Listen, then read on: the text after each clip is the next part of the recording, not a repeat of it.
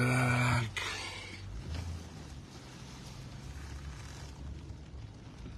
Таңғы эфир.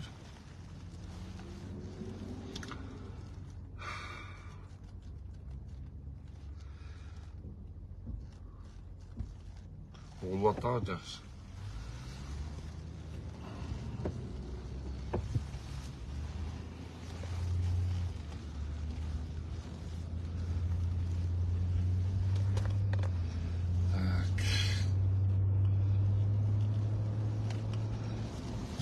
Дағы кішілер келсін, анан баштайлы. Так, бір кіші Нара деп. Нара, саламатсыз ба? Оқырман орызыңыз қабыл болсын. Лайктан басып беріп тұрсаңар, бұл бағылы плюс сұрағандайлы. Осында үшін аудитория көріп кірет. Басып беріңіздер. 7 kişi efirde. 8 kişi.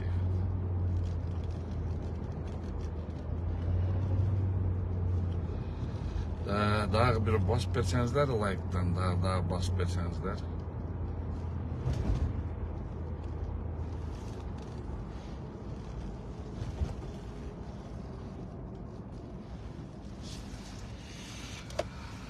Так, ассаламу алейкум, урматтуу Facebook колдончулар. Мен азыркы эфирде орыс тилинде жүргүзөм, баягы эле анткени бир заявительдер, менин ишимдеги заявительдер, булар орустар да. Ошон үчүн мен ошол жагын орусчасынан жүргүзөйүн, анткени алар деле угуп атат да. Ошон үчүн кап этпей эле мен кыргызча Кудай шүгүр сүйлөйм. Барыңдар айтып берем. Так, саламатсыз ба? Жаман көрбөңүздөр орусча. Уважаемые друзья, уважаемые фейсбукчане. Очень странная история, очень странные вещи происходят в структуре ГКНБ. В прошлый раз приходили, разговаривали, да, я доказал, я показал. Но это отдельный вопрос. Сегодня хочу сказать о самой сути, которая происходит в структурах ГКНБ. Смотрите. Вот этот, про которого все это время говорю, там, Гидротехстрой, он голословно просто написал: ко мне приезжал член ОПГ и пугал меня. Не представил при этом ни одного документа о том, что якобы его пугали. Не представил ни одного обличающего материала, где можно было брать за основу, что член ОПГ. Сейчас этот Нурис Дойбулов меня начал писать везде, он всех членов ОПГ. Но при этом он ничего не сказал. По Нурису Дойбулову за то, что он немного пишет: пиши побольше, я собираю материал, пиши побольше. Потом ты уже со мной будешь разговаривать в судебных заседаниях. Но вопрос-то не в этом. Просто этот человек написал в заявлении, что какой-то член ОПГ его пугал. При этом не представил следствию ни единого доказывающего факта о том, что это был член ОПГ, который его писал. Он говорит, что есть какая-то аудиозапись. Но эта аудиозапись, если она это еще почему-то не прикреплено к материалам уголовного дела. Но я хочу сказать о другом. Я хочу сказать о двойных стандартах. Двойных стандартах нашего уважаемого ГКНБ. Пожалуйста. 16 дней назад мною подано заявление в органы ГКНБ, в центральный аппарат от моего имени, а также от имени одного депутата о том, что также уже в другую строительную компанию наезжали члены ОПГ, уроженцы Юга.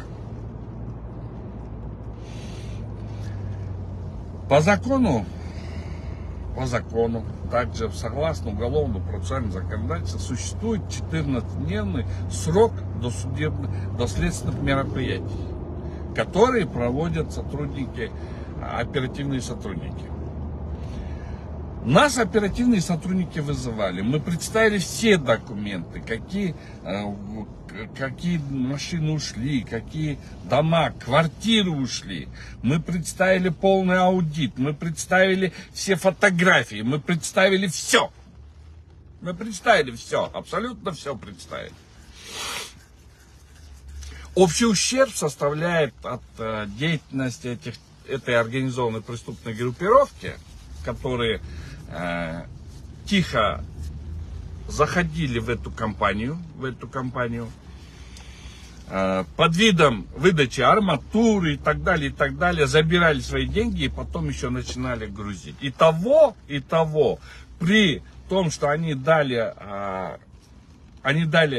где-то около где-то около $1 миллиона, даже если округлить, это около $1 миллиона строительных материалов, но забрали с этой строительной компании $7,5 миллионов. Забрали в качестве машин, забрали в качестве квартир, забрали в качестве этого. Проценты на проценты крутили. И того забрали на $7,5 миллионов. В конечном итоге эта компания, уже боясь того, что забрали, они остановили стройку. И эта компания оказалась очень-таки в плачевном состоянии. Но сегодня они стараются выправить ситуацию своей строительной компании. А члены ОПГ, которые забрали на $7,5 миллионов, именно члены организованной преступной группировки и известные лица, они оказались в стороне. А вот теперь, когда мы написали материалы, обратились с заявлением полностью, дали объяснительно все, досудебное следствие, доследственные мероприятия прошли. Звоним оперу, сегодня утром звоним оперативному сотруднику, говорю, вы передали органам следствия? Он говорит, у меня есть еще срок. У вас срока нету, господин оперативный сотрудник. Это вам не периферия, где вы работали, и все думаете, это в периферии, может быть, народ попроще, и они забывают. А здесь в городе это не забывают. Здесь и считают дни. А почему это так происходит? Потому что кто-то из начальствующего состава оперативной службы ГКНБ центрального аппарата, видать, заинтересован в этом деле, чтобы это дело не раскачалось. И те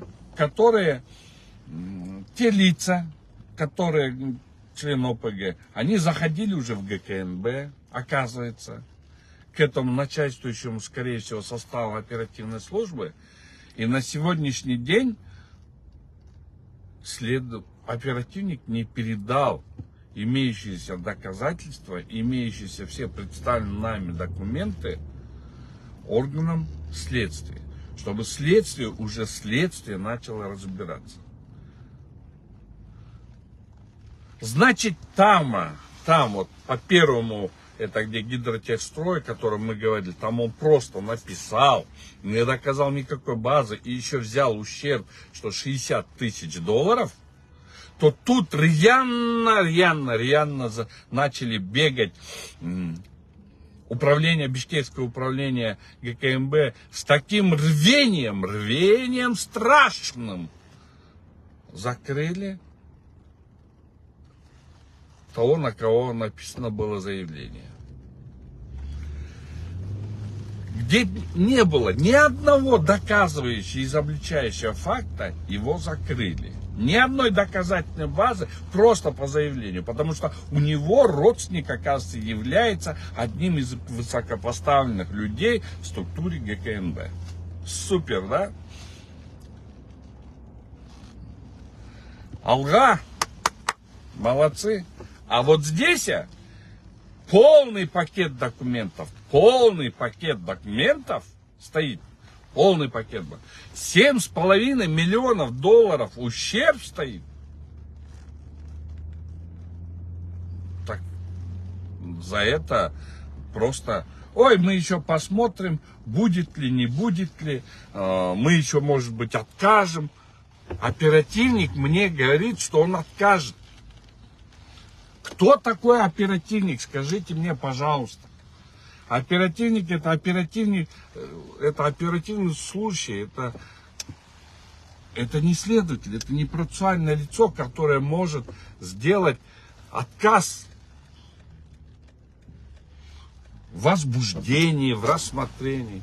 Это только может сделать следственное лицо, это только процессуальное лицо может сделать нам отказ, разрешить это, возбудить или отказать. Но нет, оказывается, оперативная служба решает, откажут нам или не откажут. А факт о том, что 7,5 миллионов долларов забрали, то это никуда не уберешь.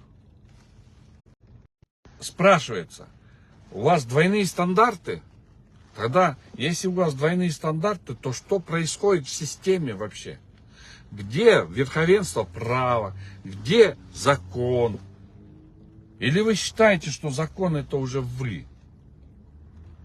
Вы никогда не можете являться законом. Закон это закон, который принимается.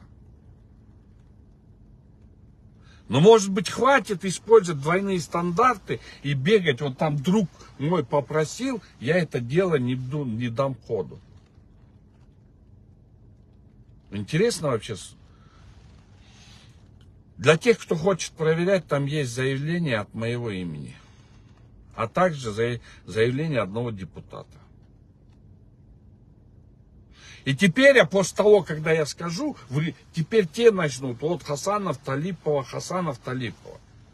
Вот этому дебилу, который про меня написал, я ему скажу. Я по делу Талиповой выступал только в качестве адвоката по мере пресечения.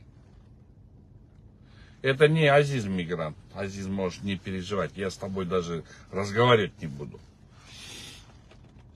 Для меня ты никто. Там другой сидит уже, пишет всякую фигню. Ты себе ответь вопрос. Ты же продал 16 квартир Талиповой. Гидротестрой Нурис. Ты за это как ответишь?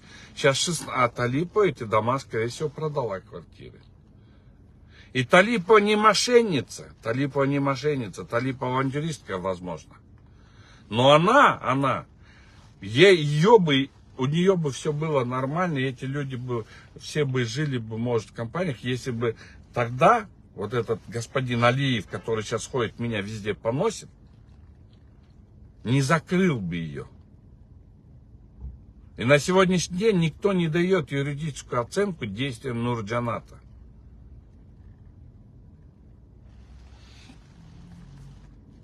И также никто не дает юридическую оценку, кто продал Талиповой Мурас Мега. И этот товарищ, который сейчас там считает, Нурис, строй, пожалуйста, строй, мы тебе ничего не говорим. Строй, докажи свою правоту, что ты был прав. Докажи, что ты вот этот дом достроишь. Докажи. Мы будем только рады. Я буду рад за каждого дольщика, который получит квартиру. Но ты сам не понял, во что ты вляпался. Мы тебе ничего не будем делать. Обжаловать ничего не будем. Строй. Только построй. Но только как ты построишь тот дом, который идет на снос, у меня вопрос. А мы потом посмотрим. Мы ничего против тебя воспринимать не будем. Делай, парень. Делай. А по вот этому, уважаемый опер ГКНБ, у вас материалы на руках уже 16-й день. С момента поступления заявления считается день, когда должны провести следственные мероприятия. Это уголовно-процессуальный кодекс. Вы уже вторые сутки, вы не передаете дело следствию. Это одно из больших нарушений, и это касается злоупотребления должностным положением. Вы злоупотребляете. И вообще, уважаемые сотрудники ГКМБ, я вас всех практически, многих, даже очень всех знаю. Я вас всех люблю и уважаю, поверьте мне. Я никогда против вас не выступаю. Но вы нарушаете, вы переходите границы некоторых случаев. Пожалуйста, инлерим, не переходите закон, не надо. Давайте работайте по закону, пожалуйста. Я не ругаюсь с вами, я не собираюсь. Но вы просто переступаете закон. Делайте все в рамках закона. Ассаламу алейкум, Алга, Кыргызстан.